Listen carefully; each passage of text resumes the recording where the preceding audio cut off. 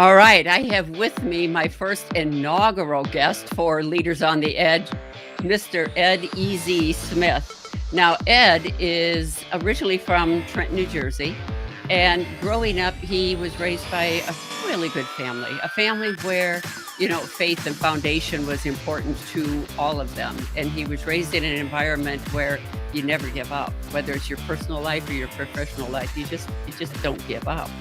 And at the ripe old age of 17, now mind you, 17, he made a critical decision in his life. Not one is to, can I get the keys to the car? This is a critical decision is, do I go pro baseball or do I go pro football? He ended up choosing baseball. And in baseball, he was drafted by the Chicago White Sox. Yay, I'm a Chicago girl. So though I hate to say it, but I don't hate to say it, but I rooted for the Cubs. My girlfriend was the White Sox fan, so that way we could give us a little competition between ourselves. He played 9 years in pro baseball and then had another critical decision. And guess what? This time he chose football. And he ended up in the NFL, and not just in the NFL. I mean, he ended up in the NFL playing in the Super Bowl with the 1998 NFC Championship team, the Atlanta Falcons, sometimes known as the Dirty Birds, and played as a tight end in the NFL. And then after retiring from his second pro sport career, he moved to Peoria, Arizona, which is where we both live now in the great state of Arizona. And he's a husband and a father and a friend. And to me, that's one of the most important things is I know him as being just a really good man and an excellent friend that I know I could count on for anything, anytime, and anywhere. With that, I will introduce Ed. So Ed, thank you again for being my inaugural guest.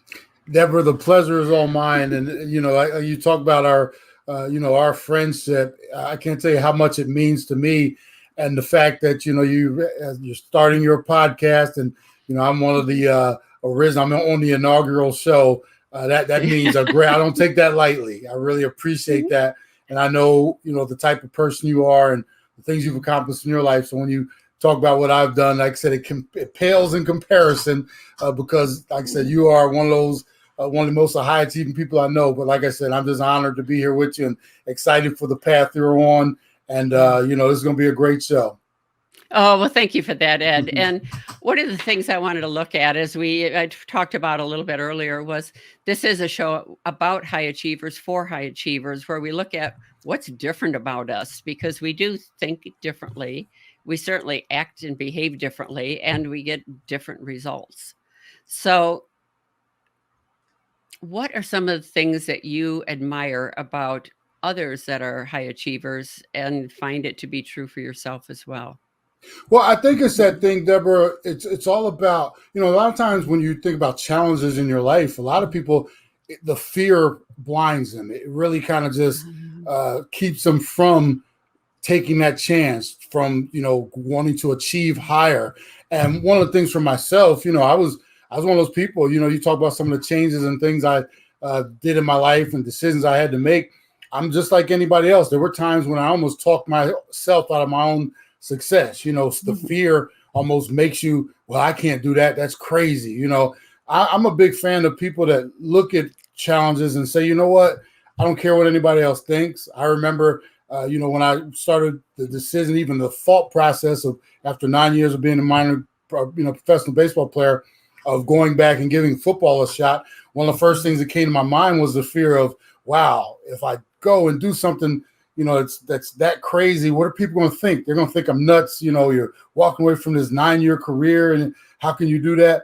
And immediately, Deborah, I had to kind of shut those other voices out. And that's one of the things I do admire about people, who have those difficult decisions. Sometimes, our biggest obstacle is ourselves. And when we can shut those other voices out and just make it clear, we're going to take a shot and we're going to go do this, and I've seen a lot of people, we run in the same circle. We've seen a lot of people that very easily could not be in the position they're in if they listen to that voice, that negative voice in their head. So the thing for me, like I said, is as negative as it can be sometimes. I just, you got to you got to get that voice to be quiet sometimes. It's not always easy, but I do admire that in people that take those risks. And I consider myself somebody not reckless, but I've always, thought things out. And I think I've made some good decisions in my life, not without a lot of thought and prayer and, speaking to the right people, those people that I consider confidants in life. So when you think about some of those decisions that you have made, and we tend to put ourselves under a lot of pressure as high achievers, self-imposed pressure. What's one of the habits that, as you think about it, you wish you could break in those decisions? That's a great question. A habit I would break. I would say second guessing myself sometimes. Maybe not moving fast enough on certain things, because like I said, sometimes the process, it gets into our head. And there are times when I wish I would have done things sooner, especially after you have success. And that's through all the hard work and getting through the obstacles and things like that. Once you start something, even no matter how crazy it sounds or other people might think it's crazy or there's no way you can achieve that. Once you get into that zone and you've convinced yourself that, I'm going to give this a shot. And that doesn't mean it has to be successful. It could be win, lose, or draw. But when you finally make that decision, sometimes it's like, man, regardless of how this works out, I'm glad I made the decision to pursue this.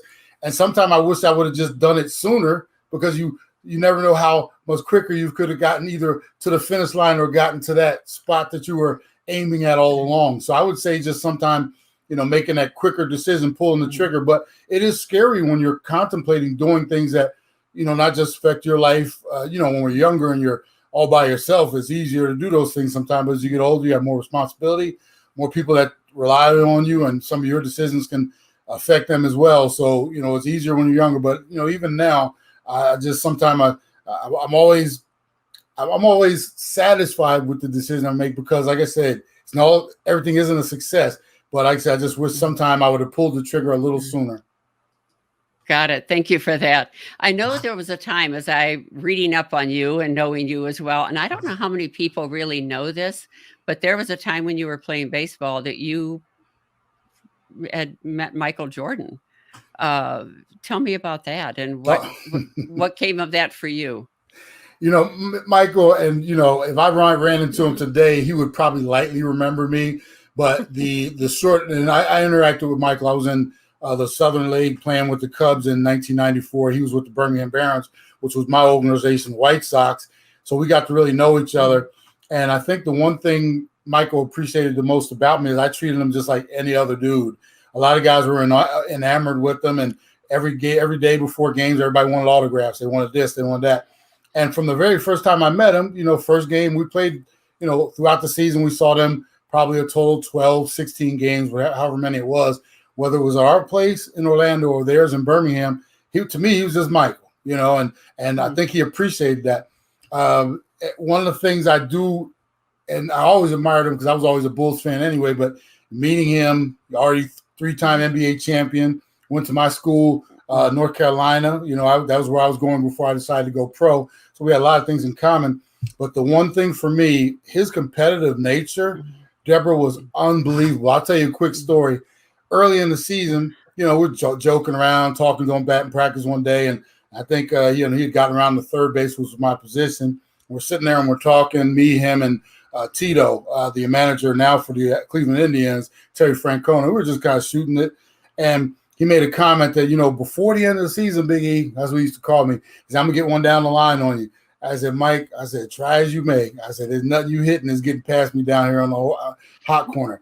And this was like in the first month of the season. And this is like April. We got to go all the way to September, for the season. So I know I was going to see him all throughout the year. Deborah, he tried everything he could, one hoppers down the line. I just forwarded him and, and I'm not exaggerating on this story. We get to the very last game that we're playing them. They're in Orlando against us.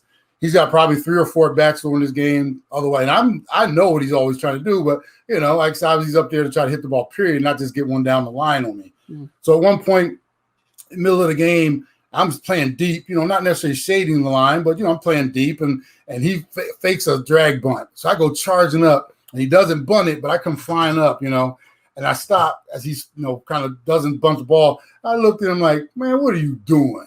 So I back up to my normal position. Now we're playing a little cat and mouse because he might bunt, he might not.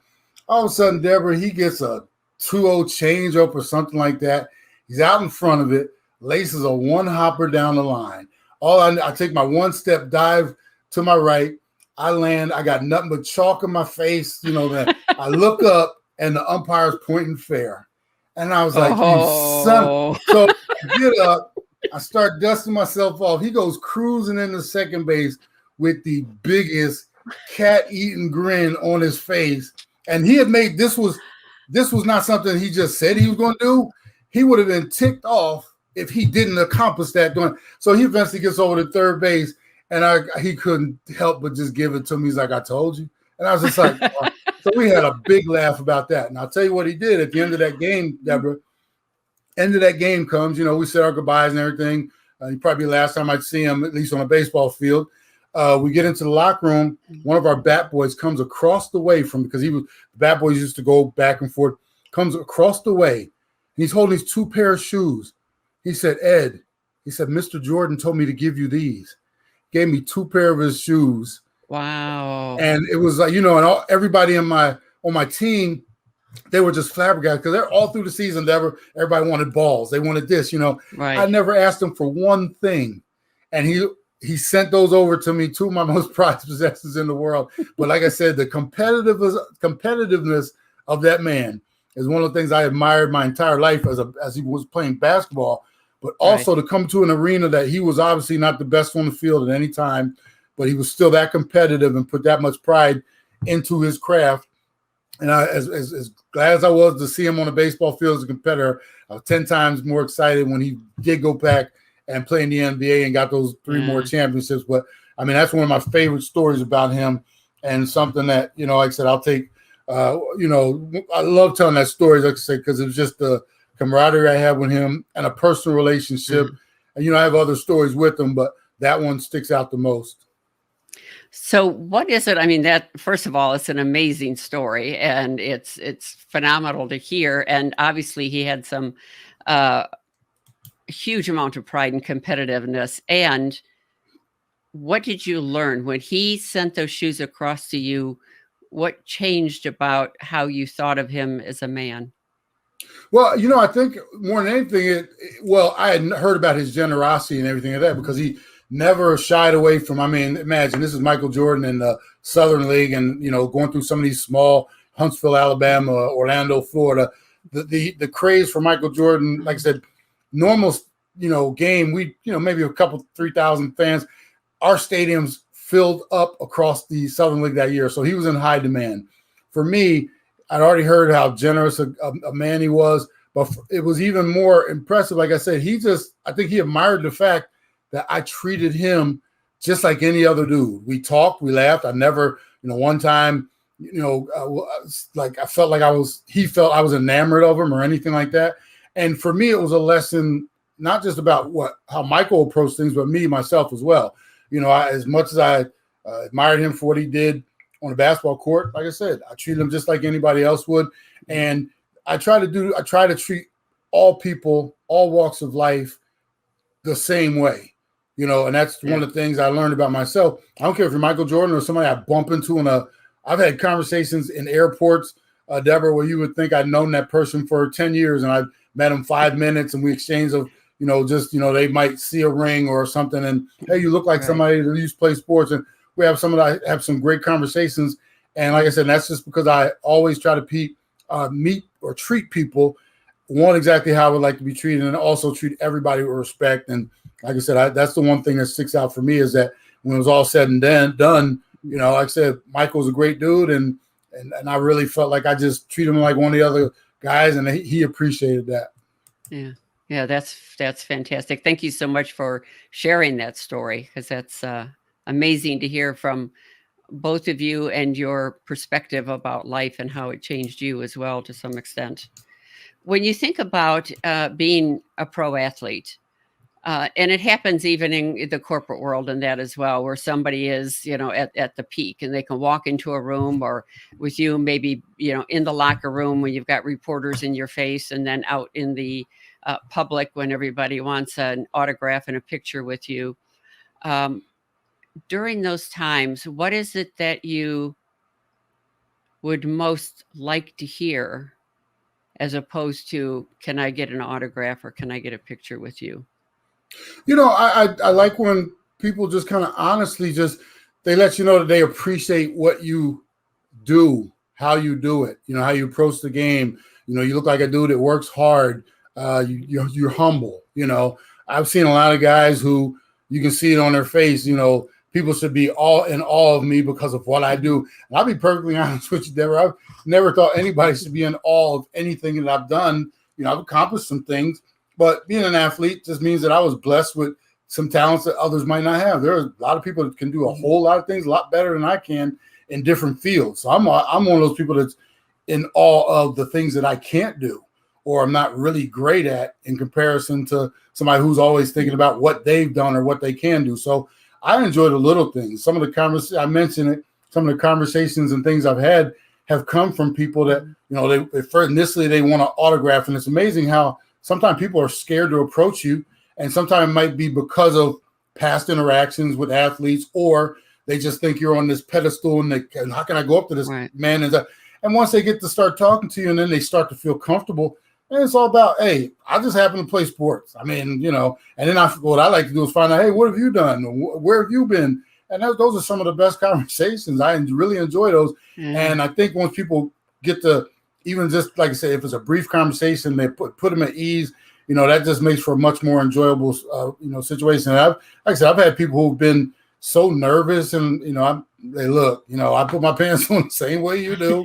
I'm not that special a person. And, like I said, for me, it's the interaction on a personal basis. And just to kind of assure people that, like I said, athletes are just people with athletic ability. We don't walk on clouds. We don't walk on water, anything like that. So, and that's part of my upbringing as well. I think you mentioned earlier, I was raised by two great parents. I lost my dad about 2.5 years ago, but my origin of me and who I am today and will be to the day I die all starts with my mom and dad and how they raised us, and to be humble, to know our blessings and things of that nature. So, I take no credit for it. I said I could be a ragamuffin on the street if not for those two.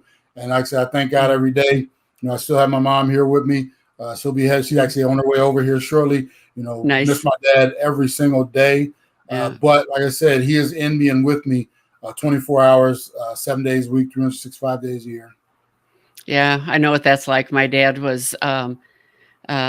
is a phenomenal man who's passed away that still affects my life today in many, many ways, and my children's lives as well, in great ways that from the lessons he learned. And sometimes it was just that look he'd give me that I was like, oh man, I didn't want to disappoint him.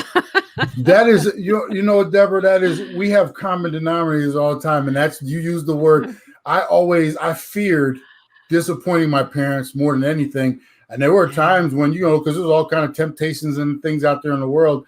There were things that I thought to myself, there's no way I'm doing that. I would never, how could I even, disappoint or, put shame to my family name by doing X, Y, Z, and that sometimes that's a great motivator. Like I said, when you don't want to disappoint somebody, it'll keep you out of situations sometime. And I'm not saying none of us are perfect. I mean, there were times I was like, that was stupid. But like I said, I'm talking about the major things that would have ever brought shame to my family. I tried to stay away from those as much as possible and make my mom and dad as proud as I could of me. And, I think they both are and were and forever will be. Yeah, hopefully. Very nice. Very nice. When you think about being a man in the world of sports, and back when you played, it still is considered a manly sport. It's a man's game, and it was a men who cheered on sports, where now there's just as many, if not more, women fans of the sports as well. But when you think about then and who you are now, having retired from two pro sports, and being a family man yourself, what have you learned about the emotional aspect of who you are that plays out most strongly for you today? Well, there's no shame in a man crying, Deborah.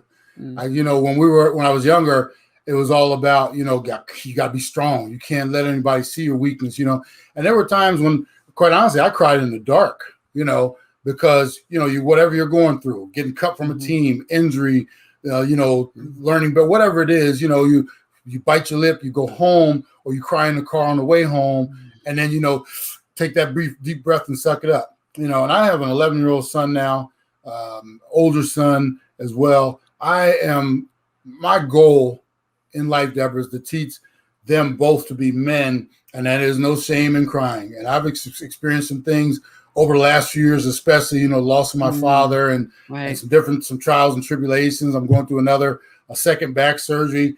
And there are nights, Mm, even now, when, my son, my 11-year-old son, he sees me barely being able to get upstairs, and I know he's worried about mm, me, and I try to put on that strong face for him, but every now and then, Deborah, I just let him know, hey, Daddy's hurting a little bit right now, but he's going to get there. Just I don't want you to worry too much, but before I'd have just put the strong face on and bit my mm. tongue on the way up and gritted it out.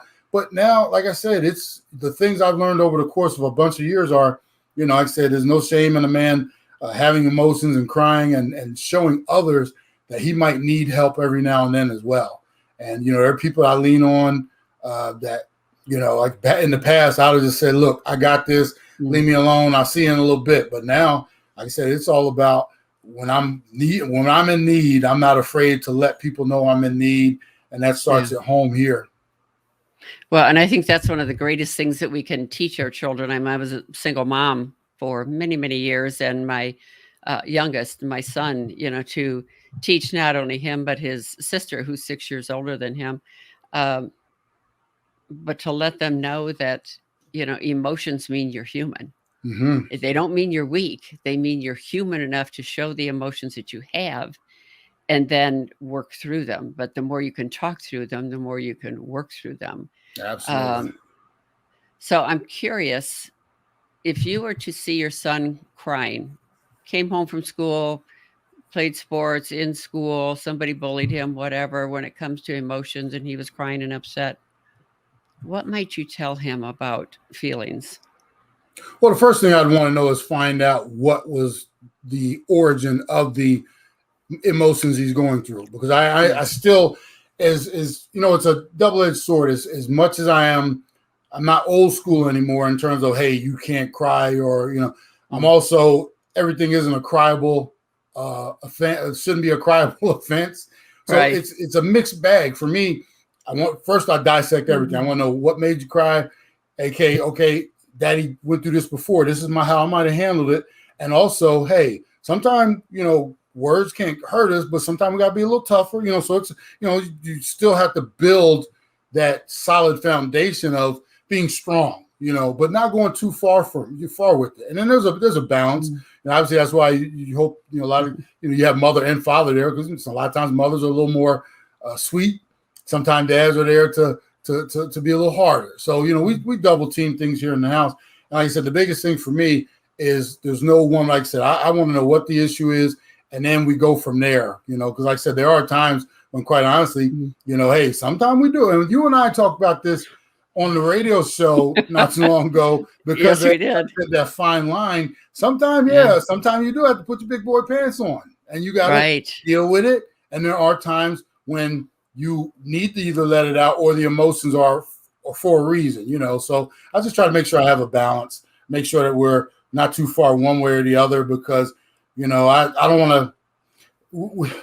I'm not going to say our society is a little soft nowadays, but it doesn't take much to send us in one direction or the other. Sometimes that's good and bad, and Yes. I just try to have that balance in life where, like I said, everything's not a cryable offense, or Mm, requires that. But like I said, I do know that everything isn't also put your big boy pants mhm, on. So just try to have a mhm. balance.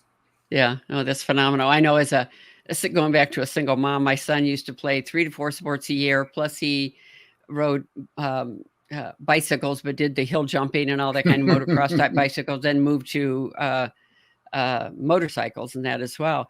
And there were times when I remember him having like a sprocket, his friends called me, that had gone up the side and into the ankle, and I had taken him to the hospital, and it was all I could do, because I was like playing mom and dad at the same time, to go, all right, let's talk about this. Let's talk. And because I knew from my training that if I can keep his mind active and ask questions, it will be less on the pain. And then get him to the hospital through the emergency, get him home, bandaged up, back in bed or wherever. And then I'd go off and I'd do my crying. It was like, and I was like, oh, my baby, what did you do to my baby? Absolutely. No, it's interesting. Yes. When you think about the difference between conventional success, again, people can be highly successful and still not really reach that exponential success. What do you think is the difference between someone who is conventionally successful versus someone who, like yourself, has been to pro sports and, now retired from those and, in a successful business again? That's a great question, Deborah. And I think the glory is in the journey sometime. I think I've seen people who seem to walk on flowers and everything. I'm not saying anything's given to them, but their circumstances in a lot of instances just don't seem like they were that steep. The hill wasn't that big, but they still had to get to whatever size hill to the top of it was. In some of our circumstances, man, it seems like the world is stacked against you. It's always raining, there's mud slides, and the harder you try to climb up that mountain, there's something up there waiting to knock you back down. And I think in those instances, I talk about the journey, and I even use that in the title of my book, Easy Does It, The Journey of a Lifetime. It's about the journey. When you finally get there, it really does sometimes just make it that much sweeter. And I think you appreciate it more because of the struggle. And I'm not saying everybody has to struggle to be successful, but I do think if you ask anybody who's scraped and scrimped and, your story comes to mind, all the things you had to overcome and the obstacles, and because you're a woman, you can't do this. And when you achieve, I'm telling you, it just makes it that much sweeter. And you're not necessarily there to rub it in anybody's face, but, it's nice to be told sometime, man, how did you do that? Or, wow, I don't tell my story a lot, Deborah. I still have some of my friends, some of my best friends in the world that I played baseball. We were on the grind together, minor league baseball way back in the late 80s. We're still best of friends now. And they talk about, we talk a lot about sports.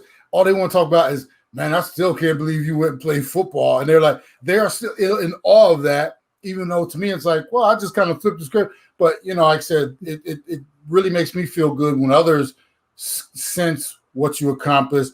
And I never need to, like I said, I don't need to hear from anybody because I know what I did, but it really does make your heart kind of feel good when others know, like I said, that was a struggle. You really achieved something. And that goes for everything in life too, Deborah. I've since playing sports, I've done some different things that I'm really proud of between radio show and writing books and, speaking. And, so, a lot of times the focus is on what I've done, what I did in that first couple chapters of life. But sometimes for me, I'm just as proud of, if not prouder, of the accomplishments and things, even the smallest of things I've done in the business world.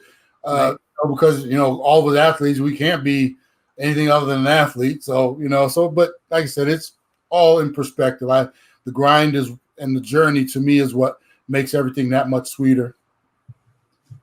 Well, and as we think about that, it kind of goes back to what we talked about a little bit earlier, that sometimes that those who are athletes, and you and I have some mutual friends in that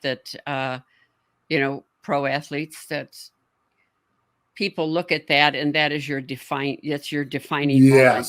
You are an athlete. Therefore, I want to hang out with you. I want to be with you because then I can feel better about myself if I'm friends with you or if I have that picture.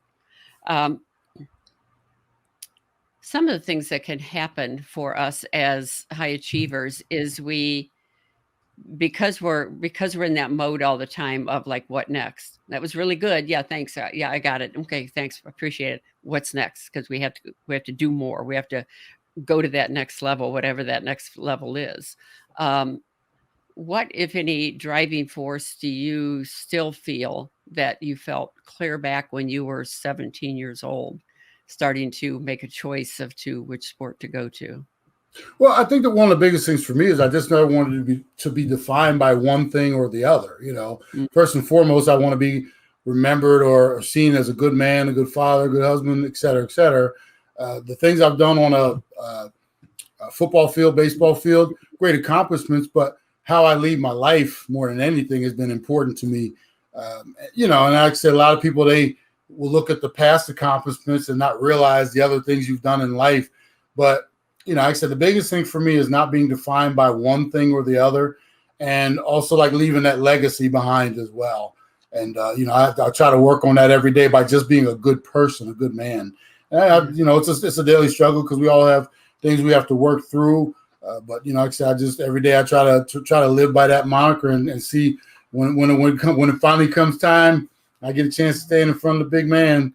He tells me, you did a good job. Come on in here. That's what it's all about. Yeah, I guarantee you he or she won't be standing there going, "Oh, can I get a picture with you?" Yeah, exactly.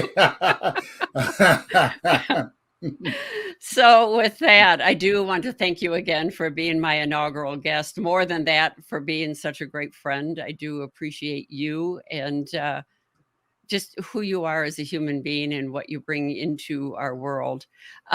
What would you like to leave our listeners with as far as some things maybe where they can find you? Oh, thanks for asking. I'm not the king of social media. I've been accused of not using it enough, but on Twitter at Ed Smith Speaks. Also my website, edsmithspeaks.com, tells a little bit about my journey. My book is for sale on there. Easy Does It, The Journey of a Lifetime. Anybody who goes on to that site, they can actually order it from the site, and they get an actual personalized copy direct from me. Ooh, I have my stash where I sign them and send them out. So I've got mine. You got yours. They're not getting anything from Amazon. It's coming directly from my big stash of books, so they can get me there. On Twitter as well, Ed Smith Speaks. Check out the Easy Sports Talk show every Saturday from 10 a.m. to noon out here on 1060 a.m. That's KDUS 1060 a.m. You can also go to KDUS.com, or I think it's KDUS 1060 or KDUS.com to check out the show while we're doing it. And they can also check out the podcast. I also do Believe in the Arizona Cardinals out here, and that's BLEAV. Believe in the Arizona Cardinals. So I do that podcast, and then I do a bunch during football season, Deborah. You never know where you might hear me. Whoever the Cardinals are playing, I do podcasts each week for the opposing teams, and I do some ESPN stuff and different things like that. So for the most part, those are the ways, and who knows where you might see me otherwise. So you're pretty kicked back and relaxed nowadays, right? Yeah, just kind of take it easy. I don't have much going on, but yeah. So folks, that's what a high achiever sounds like when they just reel off all the things that they're in the middle of. So again, Ed, thank you so much. Thank you for being my friend and my first inaugural guest. You've been listening to Leaders on the Edge. I appreciate you. Deborah, you are the best. Like I said, I appreciate your friendship so much, and so happy you're taking this first step in your podcast and all you do. Thank you so much. Mm-hmm.